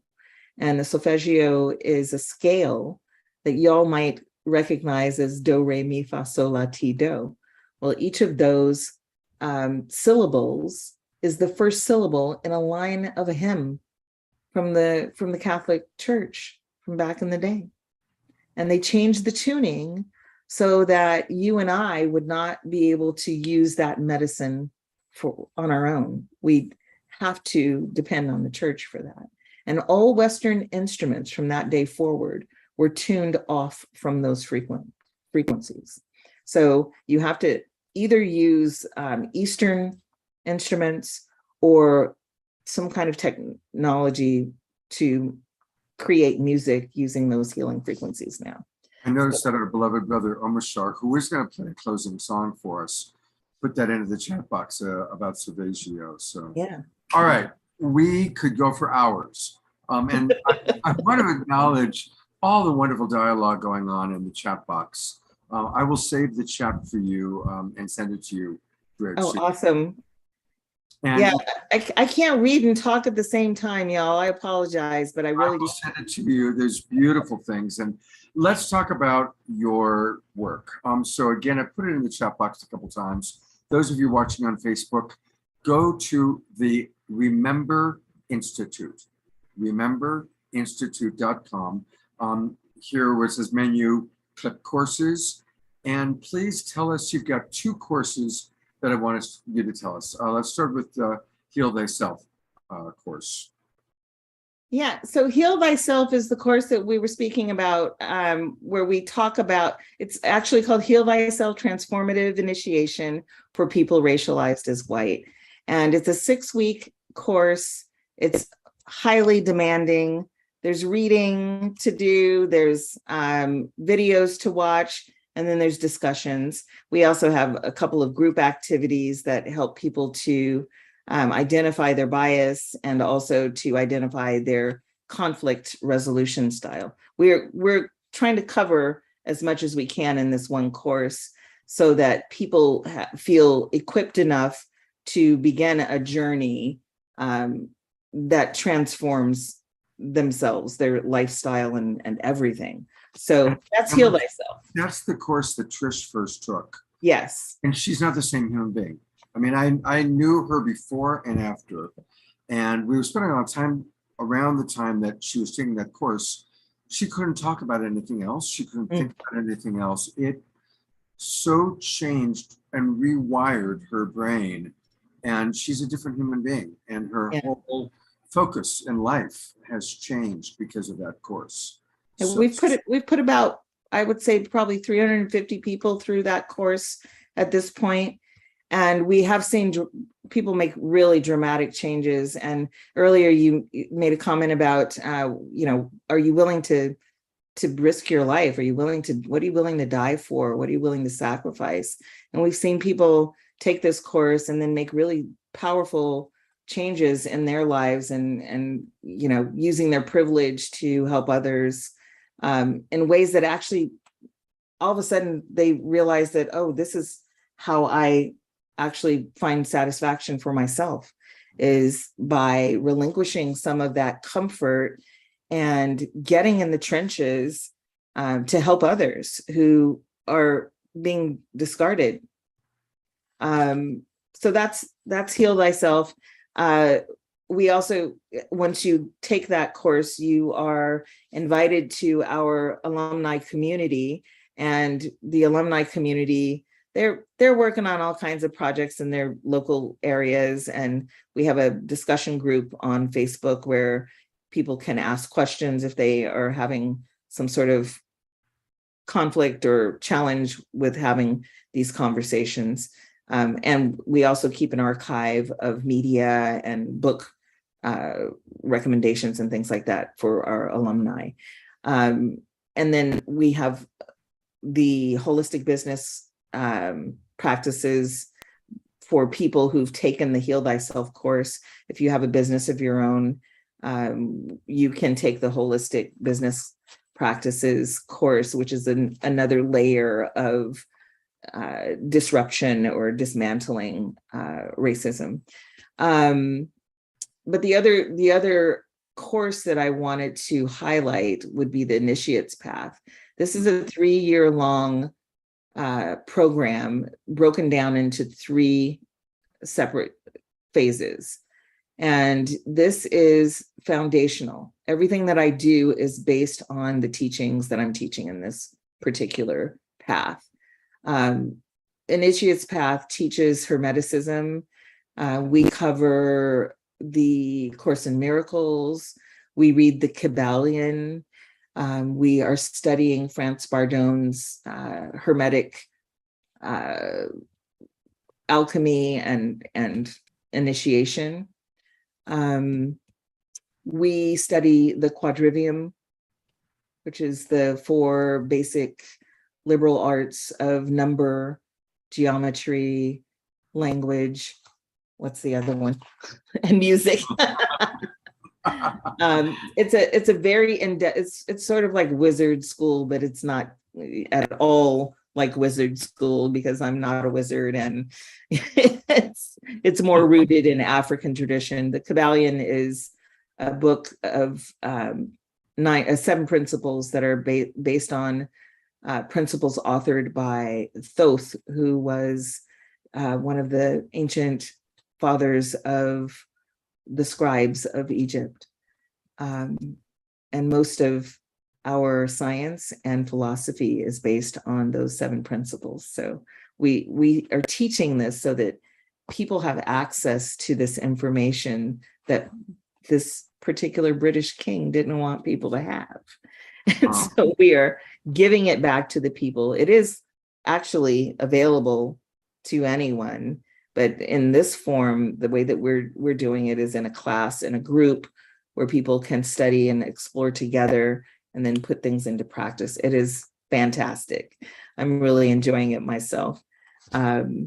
So yeah, I invite people. We start the next phase 1 for Initiate's Path in March of next year, but we are already accepting applications. And I do recommend very highly that you do the Heal Thyself course prior to that. If you're interested in Initiate's Path, do the Heal Thyself course first. It will make a difference. It'll change your life, everybody. As I said before, I've watched that happen with Trish. Reverend Bridge, thank you so much. Thank you to your husband. I did meet her husband briefly. And so thank you for letting us have 2 hours of your time. Oh, it's my pleasure. Your wisdom and your compassion. I do want to ask one last question. I know that you have hope. And we have so far to go. And there's so much lost of illusion, but what's one thing you can share that does give you hope for our future? Okay, well, I don't typically use the word hope, because for me, when I think about hope, I think about powerlessness and just being like, well, hopefully it'll work out. Hopefully Jesus will come and say But I'm going to tell you this. Here's what I'll say. I believe in possibility. Okay. So I live for possibility. What's possible? And then beyond that, what's probable? It is probable that humanity is going to evolve. And if that's going to happen, how can I put myself in the flow of that rather than against the flow? How can I position myself to minimize my own suffering and to inspire others to minimize their suffering by being in the flow of evolution, which is our betterment? Anything else that has evolved in order to survive, not to die. So in the ways that we are seeing things crumbling or falling apart, some of that needs to happen. Some things have to die off. And that gives me confidence. I'm not going to say hope because I don't really like the word hope. It gives me the confidence and the inspiration to get myself more in alignment, more in flow with the change that's happening. And so I'm inspired by that. I don't think we have a choice. I actually think that for me, as a former sufferer of depression, the concept that I would be, that I would imagine some sort of apocalyptic, tragic ending to humanity. How do we continue to live if we give into that? So I want to imagine my grandchildren, and I want to imagine us becoming even more magnificent. Humanity is really quite beautiful. And yes, we're ugly too. And we're getting better. I believe we're getting better. And yes, we've had some hiccups. We've tried some things that don't work. And we've allowed some things to be done by some folks who actually don't really care about being aligned with nature. As far as they're concerned, they'll buy another planet and move there when they're done with this one, right? So I am here in the moment, practicing putting myself more and more in alignment and feeling the reward of that in the now. Because what that does for me is tell me that there's possibility that I can't see. So that's what I do. That's how I process instead of hope. Okay, fair enough. Bridge, thank you so much. Thank you. Beautiful comments. And yes, I love they're pointing out that beautiful nursery rhyme that's so beautiful. Row, row, row your boat. Yes. Down the stream, merrily, merrily, merrily, because life is better. Life is just a dream. Hey, this dream life is going to continue with some more unsung heroes this weekend. Tomorrow night, we're going to have an amazing scientist, Paul Mills, and his story is very beautiful. Chief Phil Lane, one of our favorite, he's like a Reverend Bridge and Shariff. He's beloved, and he's going to be with us tomorrow night. John Martin, who does such amazing, beautiful work, will be with us. And we're going to be honoring the goddess Sophia. This weekend is when people celebrate the descent of Sophia. We have two scholars with us, Daniel Morse, who wrote the book about the goddess Sophia, and Diana Kelly, another scholar. So it's going to be a different, she's an unsung hero of the archetypal type.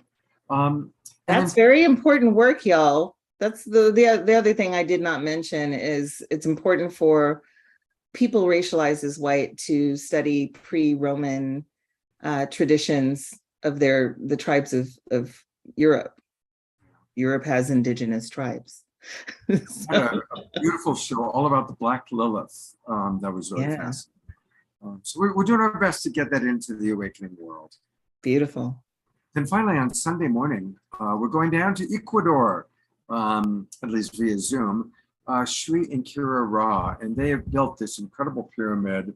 They're working with the indigenous people, embracing their wisdom, working with the Pachamama Foundation, and it's going to be really powerful, all about unifying through peace and celebrating, getting ready to celebrate Peace Week which starts next weekend, and a whole week of shows on that, and the September equinox. So, and beloved brother Omashar is with us always.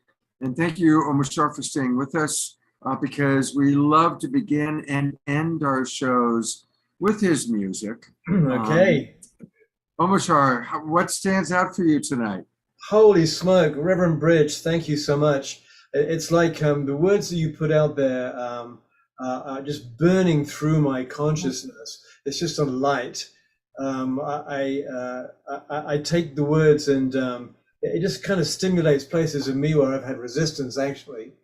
And because we all have our own perspectives, there is many perspectives on this planet as there are beings on this planet. We know that one. However, they all emanate from the same source. And once we get back onto that same page, everything will be just perfect. And, and so for me, as I let the light into my being, everything which is out of balance gets highlighted within myself. And I can only be true to myself and work with myself. And so thank you for being a vehicle this night for that. And I have a song which I'm going to sing now, which I was almost not going to sing because when it gets late, I think everyone's going to be in bed and whatever. It's called Beloved, and it's about when I was first awakening and letting the light into my body, into my mind, into my psyche, into my feelings, into my heart. I found I couldn't talk with anybody about it because they just thought I was woo-woo and out there, and which is also true. However, I'm not out there. I'm actually in here. In there. Thank you. Yeah, exactly. So I'm getting nervous as I do when I'm about to play. So I'll just play it, and it's quite an epic song, and you can move to it. It's not too long, but long enough for me to be. Jeffrey Colebrook, dance away. Jeffrey always is good at leading the charge to dancing.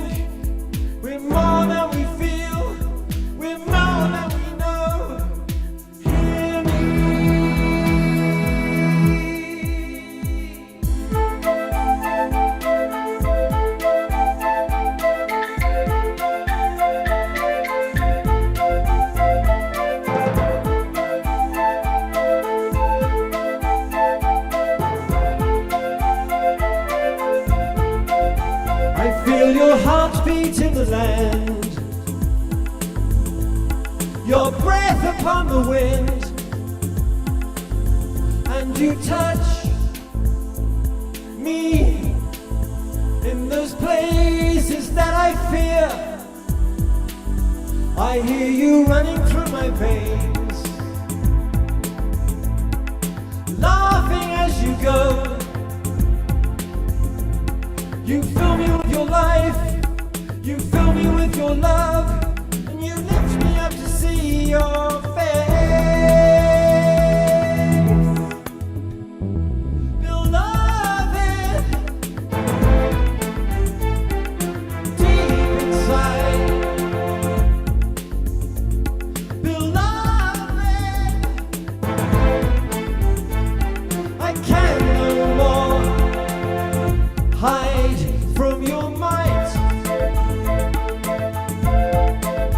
though I might from your sight away to while and cry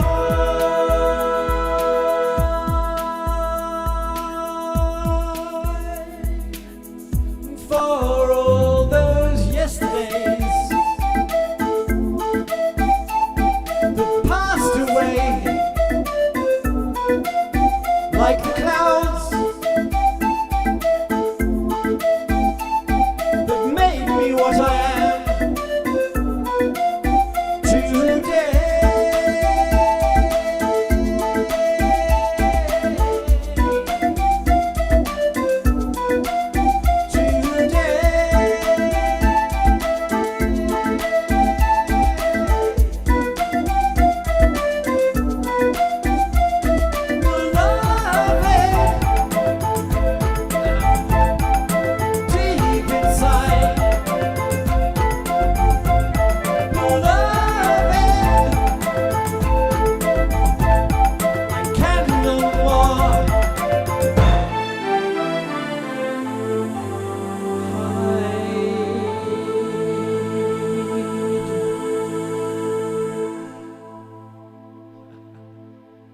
Oh, thank you, thank you, thank you. I'm going to bring Reverend Bridge back up. I love it.